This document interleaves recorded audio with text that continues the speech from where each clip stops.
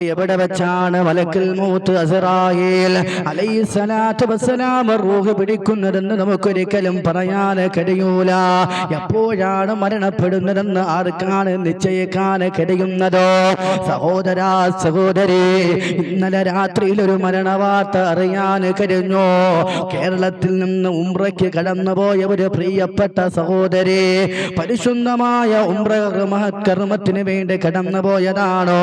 അവിടെ വെച്ച് കുഴഞ്ഞു വീണ് മരണപ്പെട്ടു പോയി. പൊന്നുമോനെ, ഒരു ജലദോഷപ്പനി പോലും ഇല്ലായിരുന്നടോ, ഒന്നുമില്ലായിരുന്നു. പെട്ടെന്ന് കുഴഞ്ഞു വീണ് മരിച്ചുപോയി. ഒന്ന് ആലോചിച്ചു നോക്ക്, എത്ര നല്ല മനോഹരമായ മരണമായിരുന്നു. ആ പൊന്നുമോള് സുഹൈല എന്ന് പറയുന്ന പൊന്നുമോള് എത്രയോ ആഗ്രഹിച്ചിട്ടായിരിക്കും പരിശുദ്ധമായ ഉംറ കർമ്മത്തിന് വേണ്ടി ഞാനും നിങ്ങളും എത്രയോ ആഗ്രഹിക്കുന്നതാണോ. ആ പരിശുദ്ധമായ കഅബാലയത്തിന്റെ മുറ്റത്തേക്ക് കടന്നു ചെന്നോ എന്റെ പ്രിയപ്പെട്ടവരെ, ഈ ലോകത്തിനോട് വിട പറഞ്ഞു പോയിട്ടുണ്ടെങ്കിലോ ആ സഹോദരി കൊതിച്ചിട്ടുണ്ടാകില്ലയോ, ചിന്തിച്ചിട്ടുണ്ടാകില്ലയോ.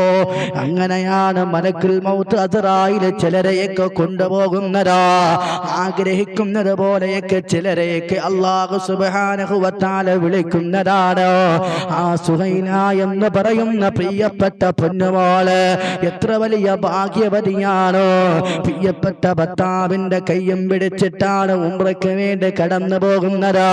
തന്റെ അവസാന സമയത്ത് തന്റെ ഭർത്താവിനോട് സലാം പറഞ്ഞ് ദുനിയാവിൽ നിന്ന് പൊന്നുമോള് സ്വർഗത്തിലേക്ക് യാത്രയാകുമ്പോ ചിന്തിക്ക് സഹോദരാ, ചിന്തിക്ക് സഹോദരി, എത്രത്തോളമെന്ന് നിങ്ങളൊന്ന് ആലോചിച്ചു നോക്കുക.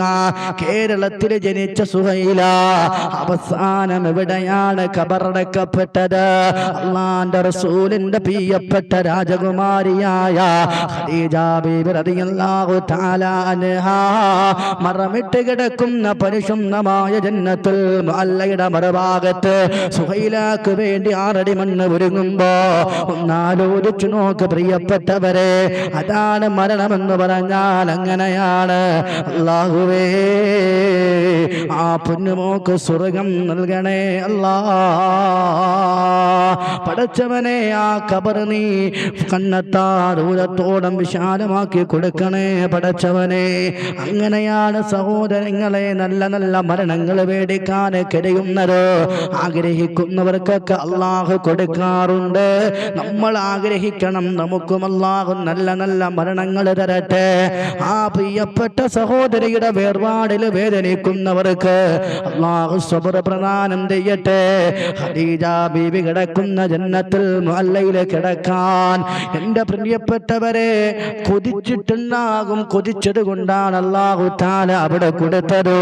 എൻ്റെ പ്രിയപ്പെട്ടവരെ, അങ്ങനെയാണ്. എങ്ങനെയാണ്, എവിടെ വെച്ചാണ് മരണം വരുന്നതെന്ന് നമുക്കൊരിക്കലും നിശ്ചയിക്കാൻ കഴിയൂല.